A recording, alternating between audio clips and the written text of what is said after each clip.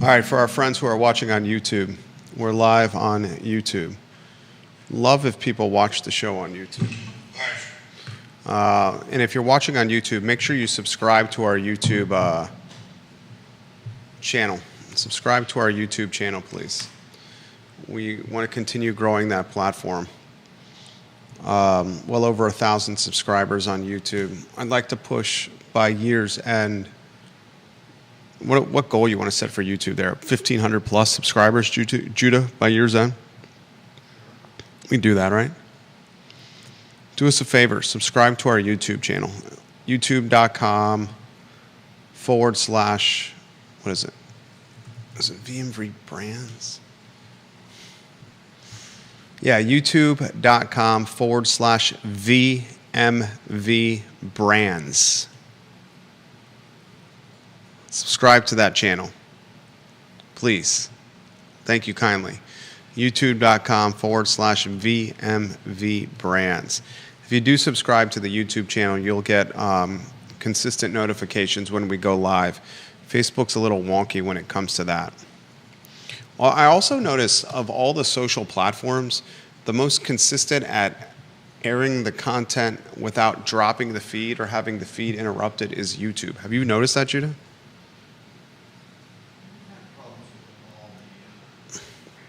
That one is the least of our problems I've noticed. Because I'm constantly checking the feeds over there. Like and share the show wherever you're watching. Like the show, share the show. We work hard for you. The only thing we ask in return is if you help us spread the gospel. Please help us spread the gospel. That would mean the world to us. We put some effort into this. How would you characterize the effort, J-Dubs? Spend a lot of time reading, obviously. A man of many words, the jack of all wits over there. A little busy here, buddy. Spend a lot of time reading. I'm going to ask you, which headline's most intriguing to you, Judah? So, get ready for that one. Viewers and listeners, if you have any topics you want us to cover, please put them in the feed. We'll relay them live on air. You follow media like we follow media, you'll notice the storylines originate here and then start making their way into the legacy cycle. Fantastic interview with Antonio Rice this morning on the Jerry and Jerry Show. He's a legend. Virginia football legend. I want to highlight some of the viewers and listeners watching the program today before we get started. James Watson, hello. Bob Yarborough, King of Redfield, Sarah Hill Buchensky, Lonnie Murray, Georgia Gilmer, Ginny Hu, Kevin Yancey, Rob Neal, Brandon Harrop. Thank you for watching the program. Just to name a few. Vanessa Parkhill, Neil Williamson, Ann Kibler, Seth Liskey, the Stantonian real estate investor, Holly Foster, Chad Wood. Great to be with you guys. A lot we're going to cover on today's program. Judah, we can rock and roll when you're ready. Fill the air with that baritone voice, the baritone voice that is Judah Wickhauer. Quiet on the set.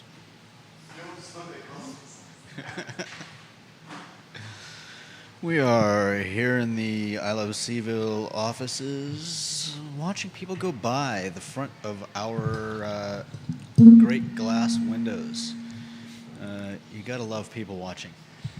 Thank you. Downtown Charlottesville, people watching, can't be beat. Best spot to people watch in Charlottesville? Let's talk about that to start the program. Let's rock and roll when you're ready, Judah. Quiet on the set.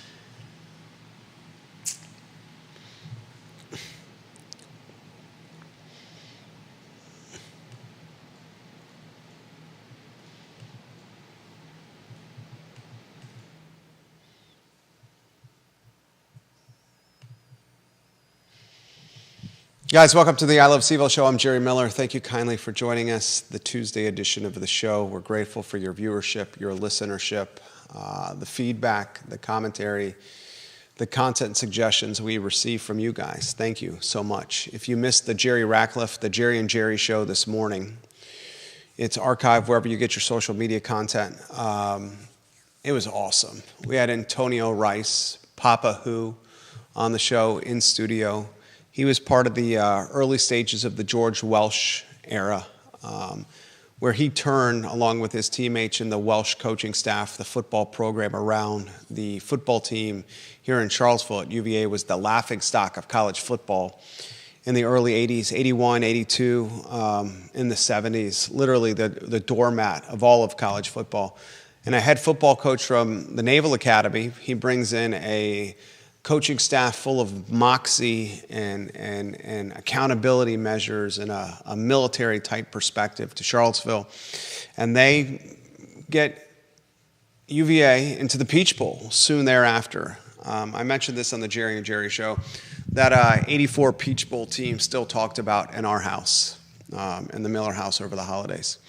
Antonio Rice on the Jerry and Jerry show, wherever you get your podcasting content. For the viewers and listeners watching the show, we would love if you subscribe to our YouTube channel. Thank you, Stephanie, for doing that. I think it is potentially our most consistent platform from a reliability standpoint. We talk on this program the three prongs of a good show.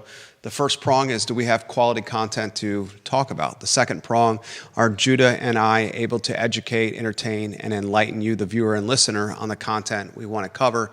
Then the third prong is consistency in technology and infrastructure. And there's 4 softwares that we have married for the I Love CVille network: 7 cameras, 5 microphones, a bunch of technology, an internet service provider. And if one's a little wonky, it can make for some tough sledding. I've noticed the platform that is most consistent from a buffering and or viewer-listener standpoint, it's YouTube, so please subscribe to that channel and follow us there. We're going to cover a lot on the program. We're going to talk about this Fifeville grocery store. I'm going to ask this question, Judah.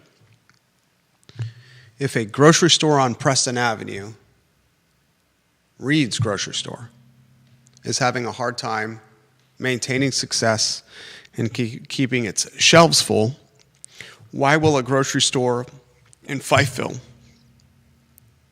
have more longevity, more customer support, and a more significant runway of success? I think it's a fair question. We know Fifeville's a grocery desert.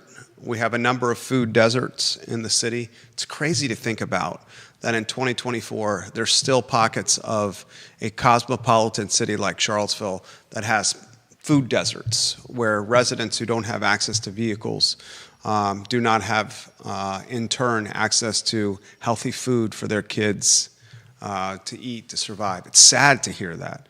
But there are pockets in the city that are deserts to food. Fifeville's one of them. The Woodard family, Keith Woodard, the founder, Anthony Woodard, the son taking over for Keith, are working with the Fifeville neighborhood associations, and they're brainstorming, they're collaborating, they're strategizing on a grocery store. What's that look like? Does it look like a co-op? Does it look like a grocery store that offers vouchers for folks who may not be able to, afford full ticket items? Does it look smaller in footprint like a Trader Joe's? Is it larger in footprint like a Wegmans? Is it select items tailor-made for a neighborhood? You see that with the Food Line down Fifth Street Extended. You compare the items in the Food Line down Fifth Street Extended to the Food Line down Avon Extended, and it's very different in its produce and some of the items it stocks on the shelves. Is that what we could see with this very local Fifeville grocery store? And most importantly, I'm going to ask you this question. Will a grocery store in Fifeville have success if a counterpart to it, Reed's, which has been around for an eternity, is struggling to find success on Preston Avenue, a mere handful of blocks over? We'll talk about that today. We'll talk Albemarle County versus the city of Charlottesville. Who is winning this battle and why? It's a friendly competition. It's a competition rooted in a revenue sharing agreement. It's a competition because Albemarle County surrounds the city of Charlottesville jurisdiction-wise. You could be driving anywhere in the city and bing, bam, boom, you're in Albemarle County. So they will forever be linked. They will forever be married. They will forever be in competition with one another. It's clear to me there's one jurisdiction that's pulled ahead from a quality of life standpoint, from an economy standpoint, from a politics standpoint, from a crime standpoint, from a houselessness standpoint, from an overall standpoint. And it pains me to say which one, but we'll answer it today. Cavalier Crossing, an apartment tower just over that mythical city-county line, has now sold. Charlottesville Tomorrow, I'm giving you props yet again. The nonprofit news organizations got great coverage on the sale of Cavalier Crossing. And what is perhaps the last affordable rental offering from a free market standpoint, right? Yeah. A place that rents individual bedrooms to the tune of $560 a night for an individual bedroom, shared kitchen, shared living room, but a bedroom that locks. Some time ago, I looked at purchasing a couple of units at Eagles Landing. Eagles Landing, much like Cavalier Crossing, you have 3 and 4 bedroom setups. You walk in the main door of the unit, and there's a kitchen and a living room that's shared by the 3 or 4 bedrooms in each unit. Each unit has its own lock on the door. So a resident of a unit may have roommates, they share walls with other people, but their bedroom is their private sanctuary, which they can deadbolt and lock so no one can enter. There's a key to get into the main room, the front door, where you walk into a living room and kitchen setup, and then a locking mechanism to get into the bedroom. The Eagles Landing units, when I looked at purchasing them, it was a kind of a bulk purchase, about $140 a unit, and I would have ended up with 12 doors. Chose to pass on that purchase, but it had upside. It had upside because of the diversity of 12 doors and the fact that you were renting to 12 different, potentially, tenants, which bred a bit of hedge risk for me, if you may.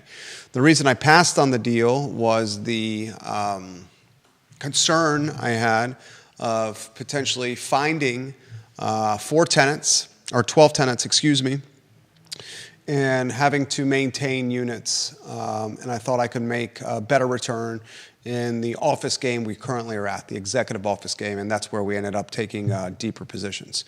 I know the Cavalier Crossing model well. I know the Eagles Landing model well. And frankly, after reading this story from Charlottesville Tomorrow, perhaps I made a mistake. Cavalier Crossing has been purchased, the apartment tower, just over the city line. The new owners of Cavalier Crossing are a firm out of Northern Virginia, Bonaventure Multifamily Income Trust. And Bonaventure Multifamily Income Trust is based in Alexandria, Virginia. They have $2.3 billion in assets in their portfolio, $2.3 billion with a B. Bonaventure Multifamily Income Trust acquired Cavalier Crossing in May 2024 for $20,500,000, according to the Albemarle County GIS. Listen to this. You want to hear about multifamily return? Multifamily investment return? The previous owner of Cavalier Crossing, a firm called Pierce Education Properties, they bought Cavalier Crossing in 2017 for $11.2 million. 7 years later, they more than 2x their investment. $11.2 million 2017, they exit close to 2x. Words matter. $20.5 million. They exit for $20,500,000. Close to 2x. Yeah. That's a hell of a return in 7 years. $11.2 million. $20,500,000 exit. Now here's the catch, and here's why maybe I made a mistake. Hindsight's 20/20. I make mistakes all the time. You learn from them. You learn from them. With Cavalier Crossing having a new owner, Bonaventure Multifamily Income Trust, Judah, they are going to take the $20,500,000 they used to purchase the apartments, and they are going to completely change the Cavalier Crossing model. individual rooms that could rent for $560 a month, or a 4-bedroom suite, Judah, that's going to rent for $2,300 a month with utilities included, are now, ladies and gentlemen, going to be pivoted and transitioned into luxury apartments. The highest end of the high end is what they're predicting. And the unfortunate nature of what's happening is they're terminating leases. They're giving residents of Cavalier Crossing the 60-day notice that's required by law and saying your lease is not going to be renewed. We're sorry. And a lot of the residents in these apartments, there's 144 3- and 4-bedroom apartments in the complex, 520 total bedrooms. You're looking at a nice little cash cow here. Not a bad cap right here. Let's say 520 bedrooms. Let's use $560 a bedroom. You're looking at $291,200 a month in rent roll, Judah. 520 times 560. $291,200 a month in rent. Gross rents over the course of a calendar year, $3,500,000, $3,494,400 to be exact. Okay? And when you have an Alexandria company that's invested over $20 million into purchasing this, they're going to try to maximize margin as much as possible. And how they're going to maximize margin is putting lipstick on the pig. And when you lipstick the pig, you're going to say, I'm going to give the pig some pearls, some cashmere, some Louis Vuitton, some Dolce & Gabbana, some Jimmy Choo's. I'm going to make sure they're spray tanned. I'm going to make sure they're Revlon, and then I'm going to say, look at what we've done to the pig. Let's try to 3, 4, 5x the rents. Let's try to compete with a dairy market. Let's try to compete with the Tony Apartments on West Main Street and the Tony Apartments around the downtown mall, because we're a hop, skip, and a jump from them. Maybe we'll be able to get $4,000 for a 4-bedroom as opposed to $2,600. So that's what's happening. And the residents of Cavalier Crossing, the tenants of Cavalier Crossing, are not having their leases renewed. And the unfortunate nature of this transition, this is gentrification at its finest or at its worst, depending on how you look at the glass, half full or not. What is happening here is the residents that are paying $560 a month are realizing I can't find $560 a month anywhere else except Eagles Landing. Eagles Landing, the place I looked at for buying 3 units, 12 doors, passed on the deal. Now Eagles Landing is going to have even more demand than it ever has had before. It's right next door to Cavalier Crossing, mind you. And the rents at Eagles Landing are going to go up, and people are going to get squeezed. And they're going to get squeezed into cars, or they're going to get squeezed onto the streets. And that's how the population that is houseless increases, and that's how those that are on the financial margin, living in a poverty stratosphere or ecosystem, will deepen in number. We're watching it happen right before our eyes. We'll unpack that story today for you on the I Love CVille show. I'll highlight yesterday, I said the Lewis Mountain home that went on the market. We highlighted yesterday. I said this is going to go under contract right away. Right after the show happened, 2025 Thompson Road, Thomson Road, under contract. Within hours after the I Love CVille show airing yesterday, Judah. How about you on a 2-shot? I said, Judah, do you want to make a bet? I'll put the over-under at 9 houses. I'll alter the bet. Between today and December 31, 2024, close of business 2024, 9 additional houses in Lewis Mountain. Will they come on the market from a for-sale standpoint because of the massive zoning changes that are happening, in particular at that neighborhood because of proximity to UVA? I'll alter the bet. I'll sweeten the bet. I'll make the proposition bet a little more appealing for you. I'll count 2025 Thompson Road as one in your corner. So we'll set the over-under at 9 units from now until the end of the year, and you already have 1 that's check-marked in your category. You said you would take the under on 10 for about a bottle of brown juice. I said, well, why don't we go 9, make it even more fair for you. Now I'm throwing an additional unit. Do you want to bet a bottle of brown juice? We can even cap it at $75 or under. That 9 units, including this one that just went under contract, will come on the market in the Lewis Mountain neighborhood. That's You still win. It sits tempting. on the office bar and you still drink from it. You realize that. Yeah.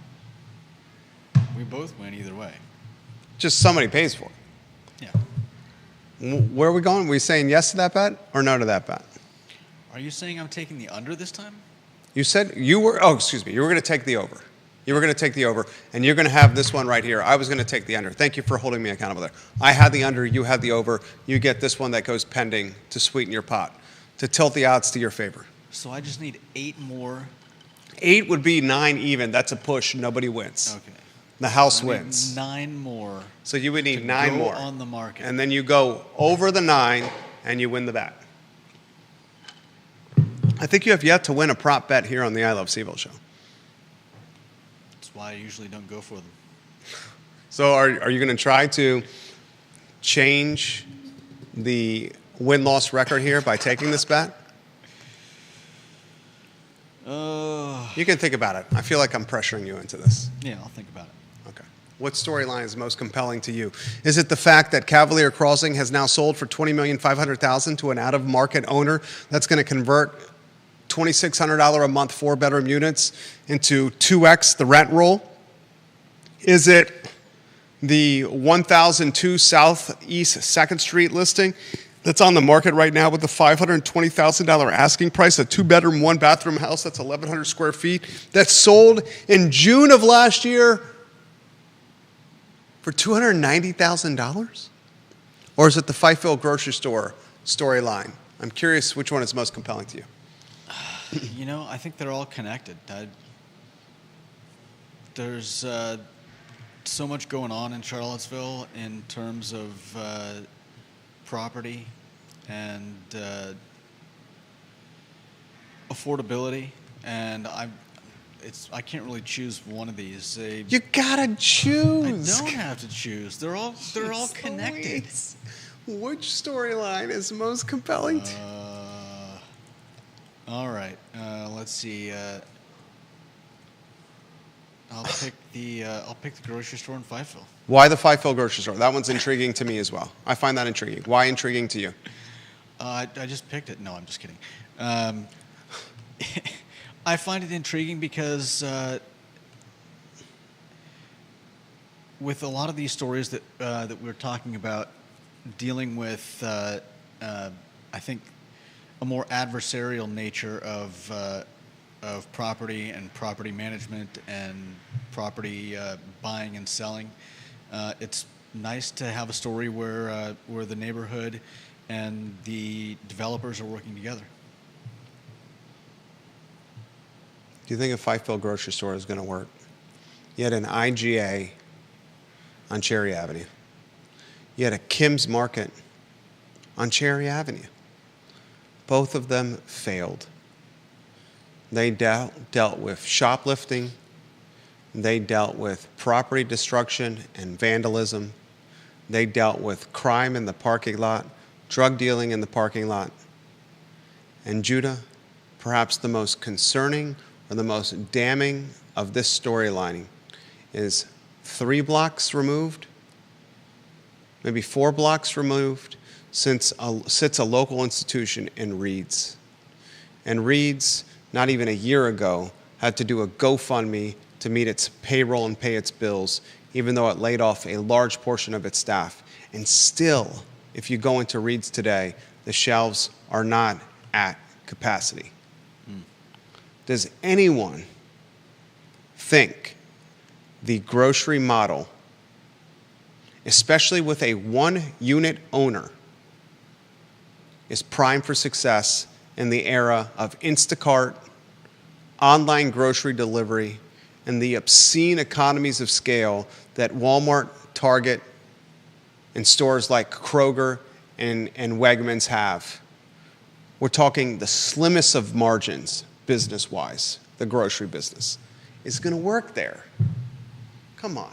Why are we setting up a situation that's destined for potential failure? Yesterday we talked on the show, and I'll stop talking, you jumped in. Yesterday we talked on the show, the fastest growing category for new jobs. Citizens for Responsible Planning, fantastic research. The fastest category for new jobs in the city of Charlottesville are jobs that are hourly, low-paying, tied to food and beverage, hospitality, and tourism in the city of Charlottesville. We're growing jobs that can't afford to live in the city and are seasonal in nature. And we're now taking away a critical component for folks to live in that are at this price point, $20,000, $30,000 a year in earnings, and we're converting it into luxury units, 500 and some bedrooms, going the way of bougie, baller, Bobby Big Balls. Talk to me, Judah. Talk to me. Please talk to me.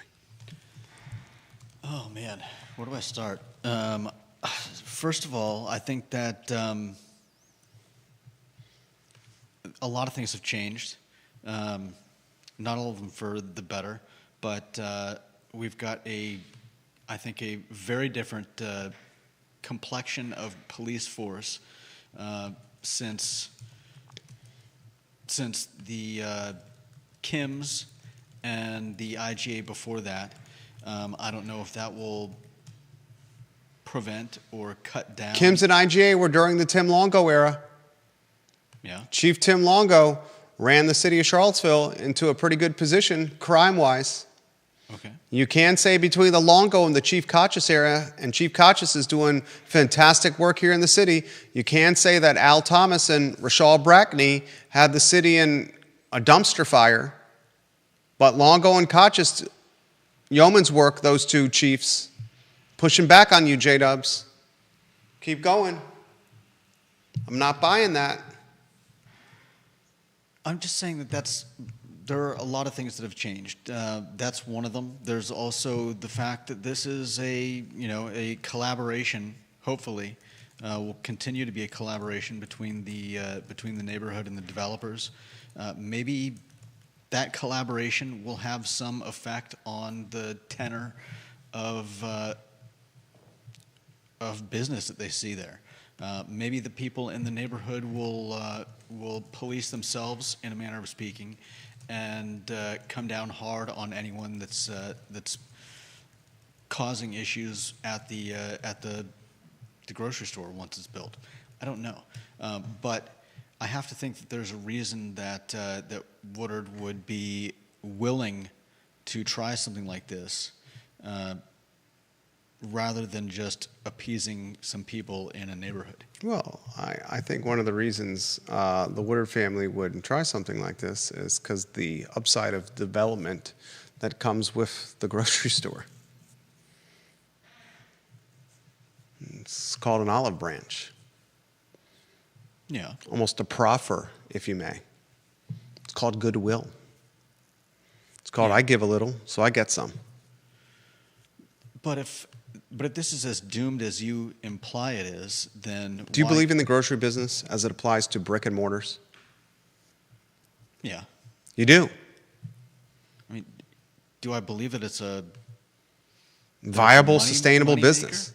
You believe grocery stores are a viable and sustainable business? I mean, are you trying to say that grocery stores are going to dry up and be no more? I think the problem is less an issue with viability and more an issue with there are a lot of problems with our country, and one of them is inflation, and I think that's hurting far more businesses than we care to admit.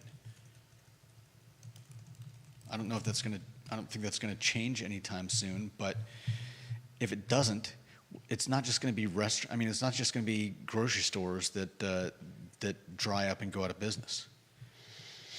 Viewers and listeners, let us know your thoughts. Put those lower thirds on screen if you can. Bill McChesney, the mayor of McIntyre, watching the program. Mr. McChesney has what we like to call in this program institutional memory. I say the man has been around a fantastic time and he's aging like a fine wine. Others would say he's been around the block. He has these comments. He said, what killed this Cherry Avenue IGA? There was a Tom Thumb market in the Cherry Avenue Shopping Center and then a 7-Eleven, and they are all gone. Why is that? He says a grocery store on Cherry Avenue in Fifeville is wishful thinking. And he highlights that that neighborhood also had a Kentucky Fried Chicken that closed down. We'll go to LinkedIn. This is from Mr. John Blair, number 2 in the family, as you're getting photos on screen. He says, I think the Fifeville grocery store is a folly in the making. Take a look at this chart of Kroger's profit margin since 2012. Kroger's profit margin averages about 2% over 12 years. If a chain like Kroger, with its cold chain inventory advantages, scale advantages, and legacy real estate advantages, can only manage a 2% profit margin, explain to me how an independent grocery store will succeed. It just does not make sense. And he shares the link to the Kroger chart. You can find that in the comments section on LinkedIn, where this show is airing upon.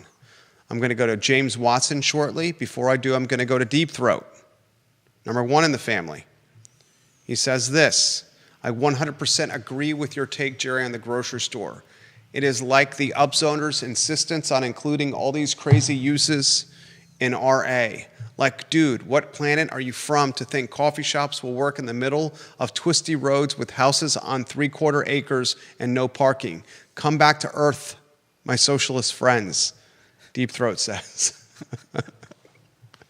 He also says independent grocery stores that succeed are either very high-end or they're co-ops. He says it's very difficult for an independent grocery store to make it for working class folks.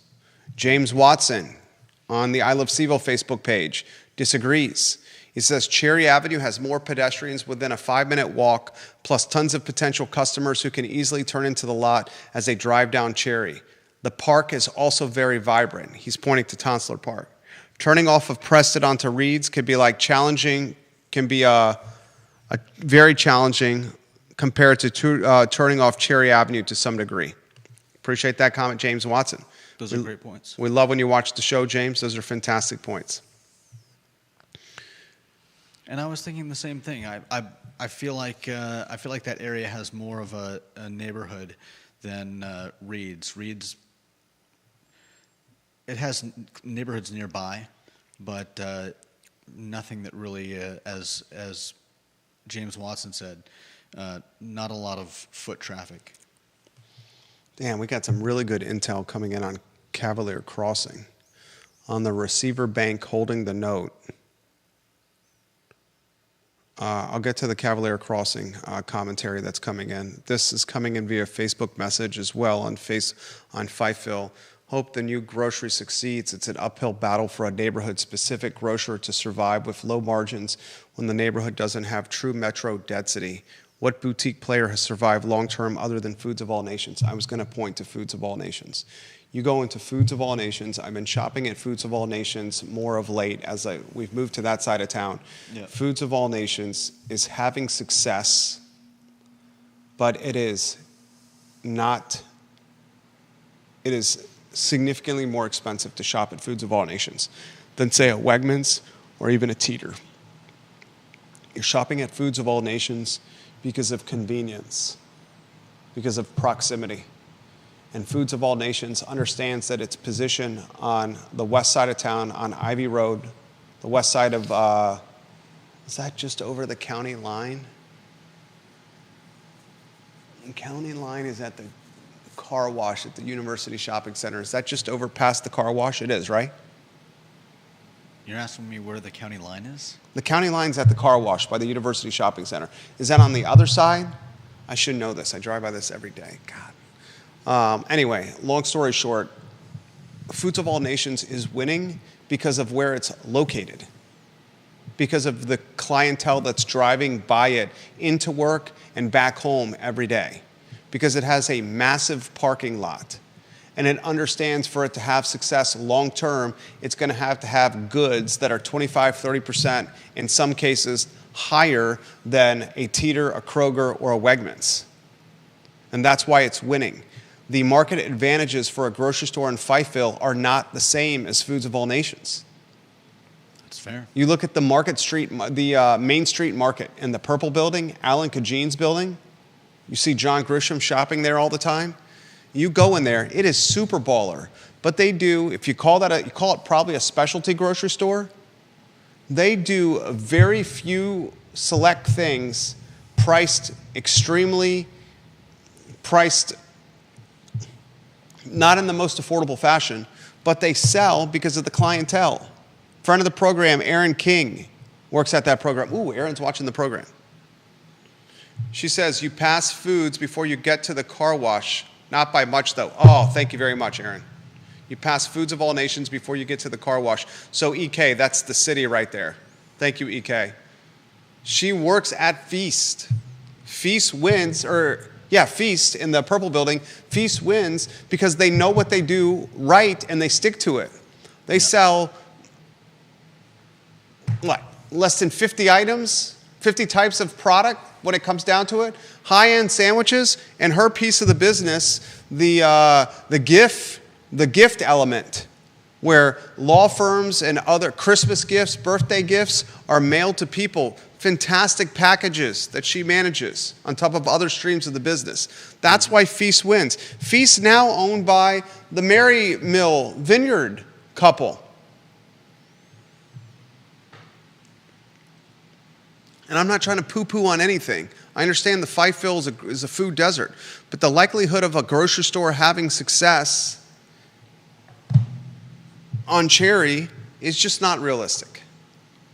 And perhaps when we go into these meetings,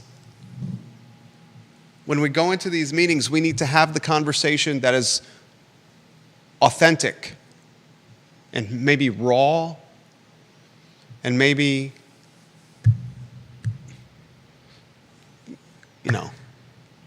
when a doctor comes to deliver the news to family members when he leaves the operating room or the emergency room, does the doctor say, you know what, if your entire family rallies around him and puts their arm around his shoulders and gets a wet towel and puts it around his neck and rubs his back and lotions his dry skin and strokes his hair with a wet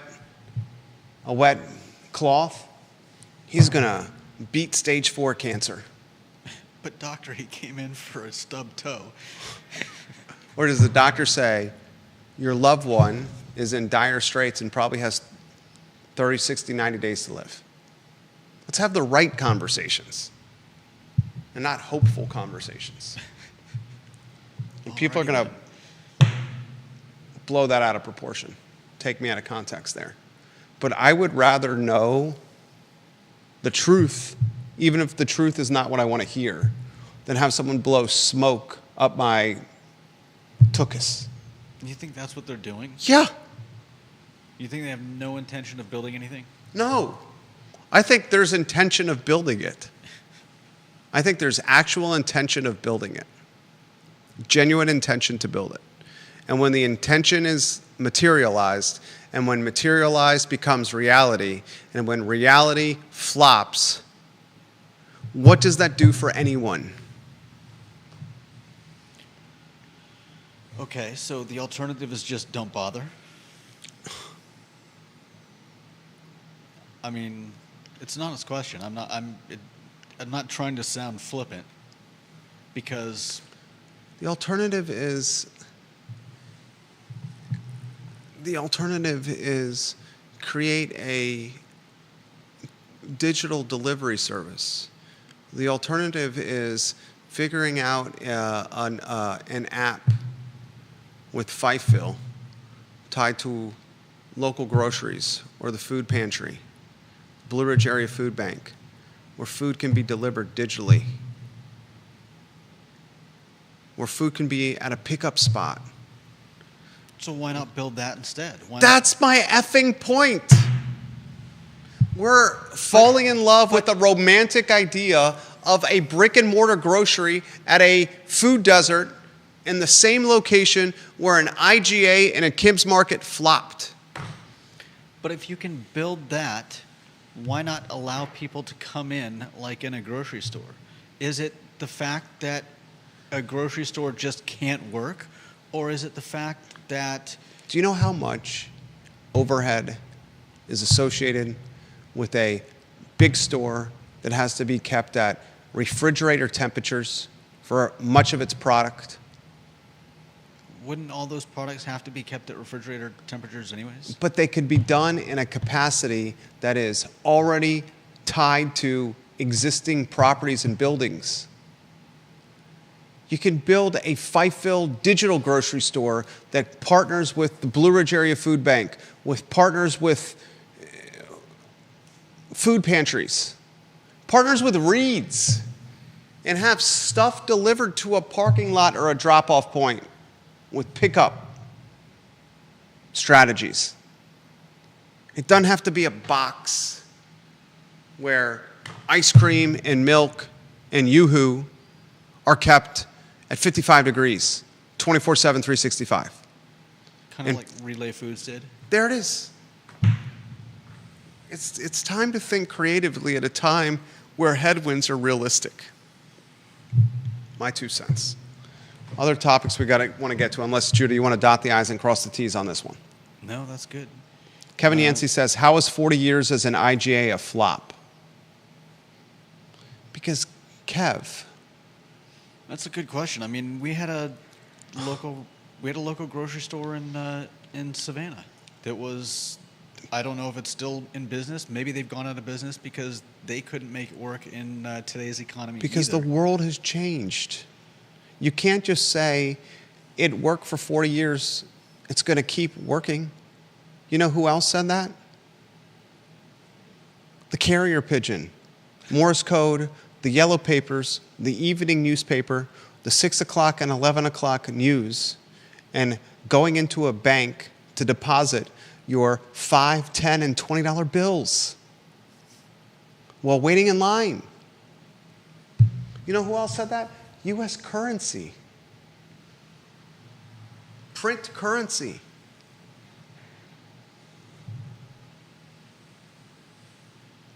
Other topics we got to get to. This one I found most intriguing. And I just got a fantastic DM with some color on this topic. First, we need to set the stage. Here's the stage. I'm giving, again, props to Charlottesville Tomorrow. Charlottesville Tomorrow, you've been doing great work lately. Great work from Charlottesville Tomorrow on what it's been covering. Charlottesville Tomorrow got a story on the sale of Cavalier Crossing. In May of this year, an Alexandria, Northern Virginia firm purchased Cavalier Crossing that is just over the city line in Albemarle County. This is off Old Lynchburg Road in the Fry Springs neighborhood. This is where the Villas at Southern Ridge is, where we have a rental property. This is where Eagles Landing is. This is where the great Jim Shank had his barbershop. Loved Jim Shank. I used to go to Jim Shank's barbershop, get a $12 or $13 cut, tip him a couple of bucks, and walk out with a pocket knife that I purchased for $15 from Jim Shank's barbershop. Remember? Oh, yeah. I had one from there too. I got like 6 Jim Shank. Go in there, get a haircut. 6 different times he sells me a pocket knife or a switchblade or a flashlight. Man. Sold me flashlights. Cavalier Crossing purchased by an Alexandria firm for $20,500,000 in May of this year. The previous owner, ladies and gentlemen, Pierce Education Properties, bought Cavalier Crossing in 2017 for $11.2 million. They sold it for $20.5 million. You're talking a pretty significant owner now. The owner, Bonaventure Multifamily Income Trust, has $2,300,000 in assets as of the November 2023 issue of Virginia Business Magazine. Cavalier Crossing is an important component to housing in our area. 520 bedrooms. Those 520 bedrooms rent for about $560 each. Yeah. 520 times 560, a rent roll of $291,200 a month, times 12 months, gross rents just under $3.5 million. You spend $20,500,000 to buy 520 bedrooms, you're going to have to figure out how to make some money. How they're going to make some money is change them to luxury apartments. They're going to take 3-bedroom units and 4-bedroom units, and instead of renting them for $2,000 and change a month, they're going to up it to $5,000 a month. Yep.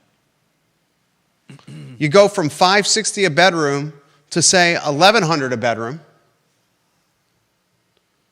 and you got 520 of them, You just upped your rent roll to 572,000 a month, 12 months, $6,864,000 in gross rents. Mm-hmm. And that's probably under what they're going to try to do. Yeah. $1,100 for a bedroom basically is a studio apartment. By the time it gets built, I'm sure it'll be a lot more. It's going to be more, especially that location, fantastic location. Here's the crappy part first. People, the folks living in Cavalier Crossing that are spending $560 a month per bedroom, they're being, you can't use the word evicted. They're not having their leases renewed. Right. They're getting 60-day notices by the out-of-market apartment owner. And they're going to wait till units are cleared out. They're going to remodel them, lipstick the pig. And then they're going to reposition them and re-rent them at 2x, 2.5x clip. Yeah. The folks living at Cavalier Crossing, whether folks want to hear this or not, are a step or two above homeless. What more do you want? No. Yeah. I mean, some of them have come from homelessness. Some of them have transitioned from houselessness or Patcham to Cavalier Crossing and have indicated their salary is $20,000 to $30,000 a year. This is the one of two places they can afford to live, Eagles Landing being the other. Yeah. This is why when the city of Charlottesville offered the bridge loan to the Carlton Avenue Mobile Home Park, and when Habitat for Humanity and Piedmont Housing Alliance had to keep it mobile homes for 36 months, 3 years as part of the deal, mobile homes for 62, 63 mobile homes, 64 mobile homes, something like that, that in the end, city council offering that bridge loan actually did disservice to the community. Because if they allowed the unnamed anonymous $7 million buyer to acquire the couple acres that was the Carlton Mobile Home Park and actually build housing, it would have created additional supply that would have helped more people in the end. They basically prioritize 65 families above 5 or 6x that many families. For 3 years. That was why I argued that if they saved that money and let the developer buy the property, then the city could, if they so chose, use at least some of that money to help the residents find another place for their trailers. Instead, they've got 3 years, and ultimately, the trailers are going to get worse. Pretty much, it doesn't. The trailers don't matter. They're going to be gone in 3 years. Not going to be able to move them. Go ahead. I'm sorry. But, Excitable. But ultimately, Habitat's going to do the same thing that the developers were. It just will probably be a different look and a different feel. And you know what's going to happen in 3 years from now? Cost of goods and labor are going to be 3 years more expensive than they are today. And when cost of goods and labor are 36 months more expensive than they are today, Habitat and PHA are going to bring new construction to market that is 36 more expensive than it would have been today. Yeah. Because cost of goods and labor are that much more expensive. But we're off the topic du jour today as you're rotating lower thirds. And I don't know if that has anything to do with the original developer, because they were gonna do the same thing. You don't know the timeline of the original developer. Do we have the Cavalier Crossing lower thirds on screen? Yeah. You don't know the timeline of the original developer. We don't have any plans. We don't know what the original developer was going to do. I can assure you someone spending $7 million to buy a trailer park on Carlton was going to move faster than 36 months to develop. Yeah, that's true, but prices are going to go up anyways. 100%. But someone who's got 7 million smackaroos on the line versus a nonprofit that's taken a bridge loan from the city that is then going to use that bridge loan runway to find grants from the state or grants from somewhere else doesn't have nearly the same skin in the game as 7 million smackaroos. Not nearly the same skin in the game. And it's time we have frank conversations like that. This whole show is about frank conversations. Frank conversations with Fifeville about the success and viability, sustainability of a grocery store in a market where grocery stores don't work. The frank conversation about waiting 36 months to build construction at a mobile home park when housing is needed now. And frank conversation of Cavalier Crossing residents. Hey, a luxury... But housing is, affordable housing is needed now. Didn't we come with the conclusion that any housing creates affordable housing? No, we didn't. Any supply. Is it the whole concept of the new zoning ordinance and the Gillikin gang? Any supply breeds affordability? That doesn't mean that we have to agree with that That's the assumption. whole new zoning ordinance theme. I know, and we've been talking about the fact that we don't believe that it's working or that it's ever going to work. I don't think it's ever going to work. So I don't think it's ever going to work. So- I think this is going to be the And that- biggest backfire, one of the biggest backfires in Charlottesville history. And those that champion this concept should be held accountable. that's why I don't think we should pretend to go with the assumption that Well, don't we have to give them more than 6 months? We Give just who? celebrate the 6-month anniversary of the NZO. Because if we don't give them more runway, aren't they going to say, hey, you never gave us a shot?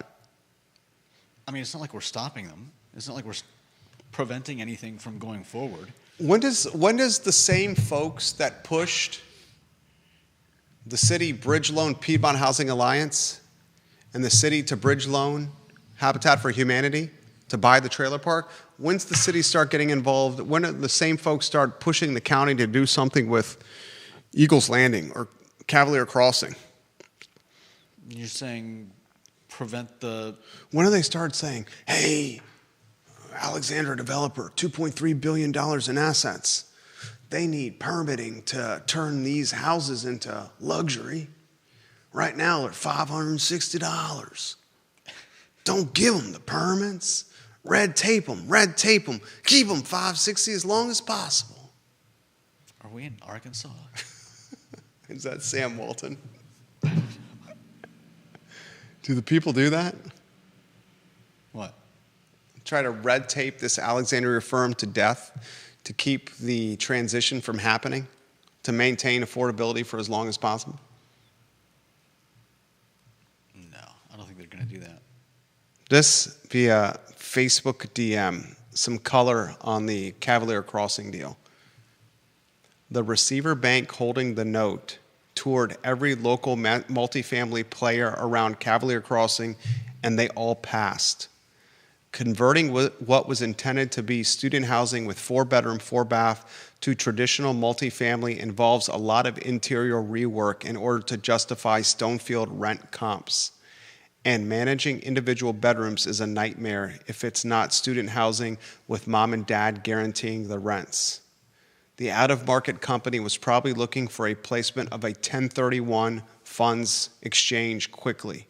I bet this sells again within 3 years. And that's from somebody, I'm maintaining their identity. It is not Deep Throat, but it is another individual that is in this professional world, that knows the professional world. I won't say his employer, I won't say what he does professionally, but this man knows the game. I mean, That's why I passed on the Eagles Landing 3-unit purchase. Sounds like a quick flip. I said, do I want 12 additional doors in the portfolio, or I'm going to have to rent to 12 additional people at $600 or $700 a month, and risk lease default on probably 15% of those, probably 2 to 3 of those each year? Or do I want to stay in the executive office game where it's people's professional reputation on the line when it comes to the lease? I will say that Cavalier Crossing going to luxury does put more demand on Eagles Landing. And with Eagles Landing, if you get first month's rent, last month's rent, and security deposit, everyone's like, oh, it's a boatload of money. That's like $1,700. Call it $600 a month, that's $1,800. Yeah, That's way more doable. no doubt.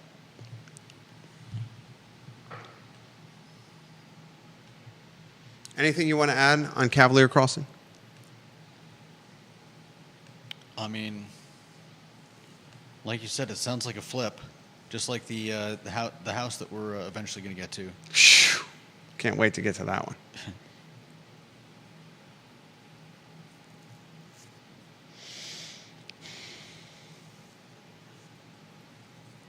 Comments are coming in.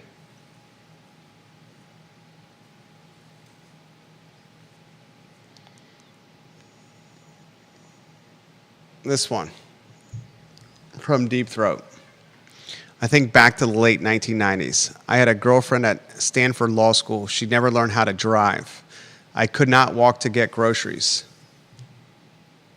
Webvan, which was the Instacart of the 1990s, could not make pure delivery work. So what they did is they would bring your order with a big van to a central parking lot on campus 3 times a week for 2 hours or so. Then you go and pick up the groceries.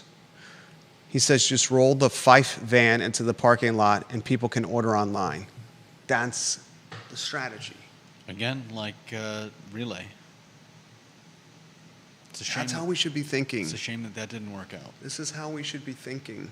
We should be looking at community problems, community conundrums through the lens of a small business owner or an entrepreneur's eye that has to stretch every dollar and figure out solutions to problems efficiently and quickly and effectively. That is what, and I'm not saying that's what all small business, survival of the effing fittest. What is my primary role? What do I do here? Put out fires. Thank you. 16 years take you to get that. That's what I do. Solve problems for clients, and we generate revenue on that problem-solving ability. Drinks today at 5:15 p.m. to figure out financing for a client purchasing a business. That's what I'm doing. 5:15 p.m. today. We figure out the financing for the client purchasing the business. The client buys the business, improves the business. Business improves. The improvement covers the debt service of the financing. Everyone wins. Financing gets some bones with the business as collateral, some points with the business as collateral. Client wins, buys the business, improves the business. Improvement covers debt service, monthly nut. We win, commission on the deal. Relationships built, new opportunities found.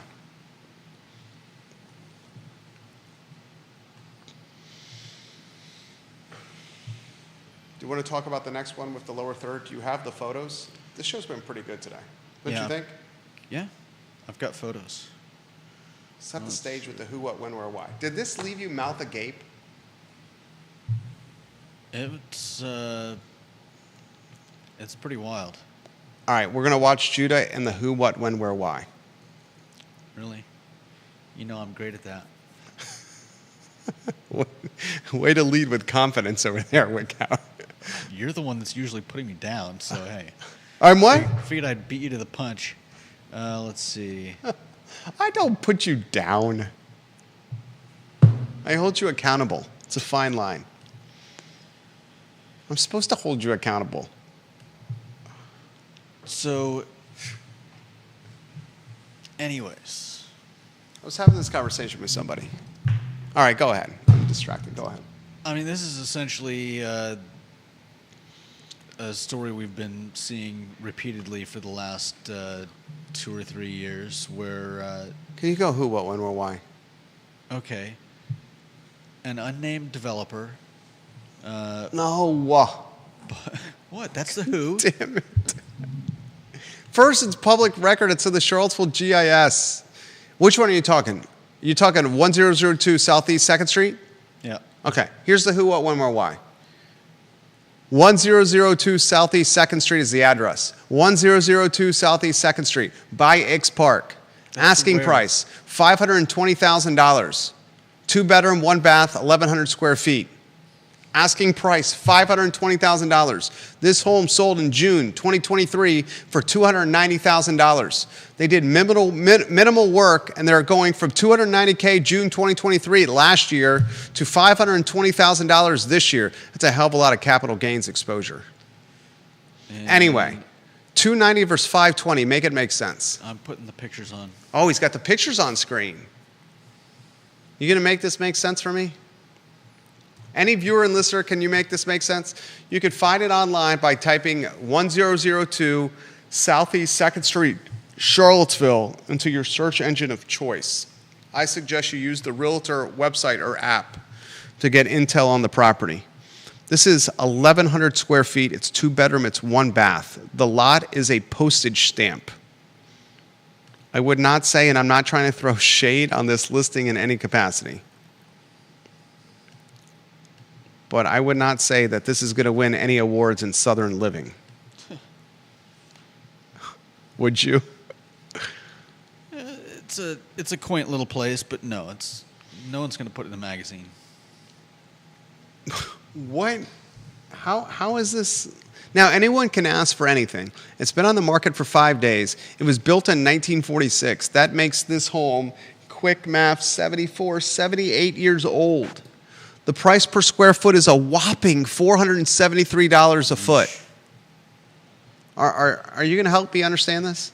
I don't know if I can do that. I mean, it's the American way, right? Flip a house and double your money. It sold in January of 2014 for $190. January of 2014, $190,000.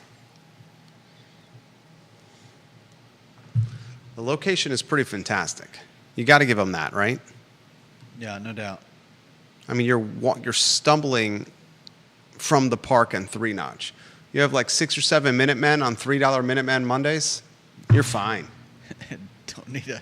You can barrel roll your body to your house. We've all done that, haven't we? Take off with your kids' little Barbie car.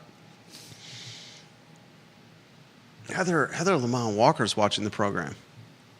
Johnson Village's finest. Love when Heather watches the program. Love her content. Sarah Hill Buchensky says there's an Exxon food market on Cherry, right? Yes, there absolutely is. Can anyone help me understand this listing on X Park at a $590,000 ask? Anyone?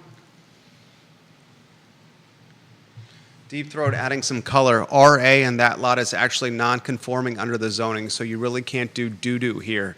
And he didn't use the word doo-doo. Previously owned by the Cosners. Maybe they can take the house to their business. A records yard is where it belongs. Jeez Louise. That was his words. That was not mine. That was not my words. That was beautiful. Cosner family who watches this program. Don't tow us. It was not mine. Kevin Higgins says it's got a split unit. Does it have central AC? And he says, I can't help you make sense of this. Heather, can you help me make sense of this? Sarah Hill Buchensky? Bill? Anyone? Anyone? Maria Marshall Barnes? Aaron King, we love you tremendously. Help us make sense of this. Vanessa Parkhill? Anyone? This caught my eye. Neil Williamson, more housing everywhere for everyone. And he says if the community does not engage with the grocery store, it definitely will fail. Oh, 100%. 100%. I think the community just needs to be shown the way. Because this isn't Kevin Costner and Ray Liotta, if you build it, they will come. This is not shoeless Joe Jackson playing catch with his grandson with a catcher's mitt and a kid falling off the bleachers and a Chicago Black Sox player going from mythical 20-something years old to stepping over the foul ball line, becoming a doctor and performing the Heimlich on the kid who fell off the bleachers and saving his life. This is real life, people. If you build it, they don't come. And you want some examples of if you build it and they don't come? They're all over. They are all over. Aldi. Aldi? Is Aldi still in business? No, it was Lidl. Lidl? Aldi's still Fresh Market. Lidl? Aldi's still open. I just drove by it the other day. Fresh Market. Lidl. What are some other ones? There's plenty of them. All right, last item of the notebook. We've gone 50, 60, 70. We've gone almost 70 minutes for your education, entertainment, and enlightenment. The last item on the notebook is the listing in the Lewis Mountain neighborhood yesterday. We mentioned that we said it was going to sell right away. Well, it's under contract. Do you want to take the bet, Judah? Are we going to? I think you have a legitimate chance of winning this bet. All right. No, you don't have to take the bet. I'm feeling bad. You don't have to take the bet if you don't want to. No, let's take it. You don't have to take the bet. I feel like I'm pressuring you here. Let's revisit the bet tomorrow.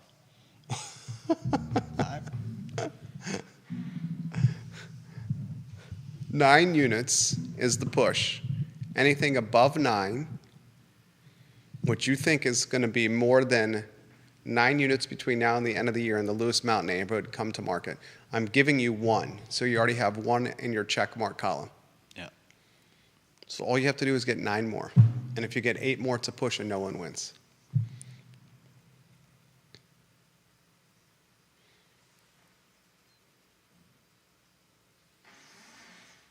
Sure, why not? Are we shaking hands on that? If you want to. We're going to a studio camera and shaking hands? I feel like I'm a scoundrel All right. over here. Shaking hands on the studio camera? I think so. Yes. No, here. It's going to be a little. Here. You can't see that. It's right there. Oh, right here? That's the camera? There we go. All right.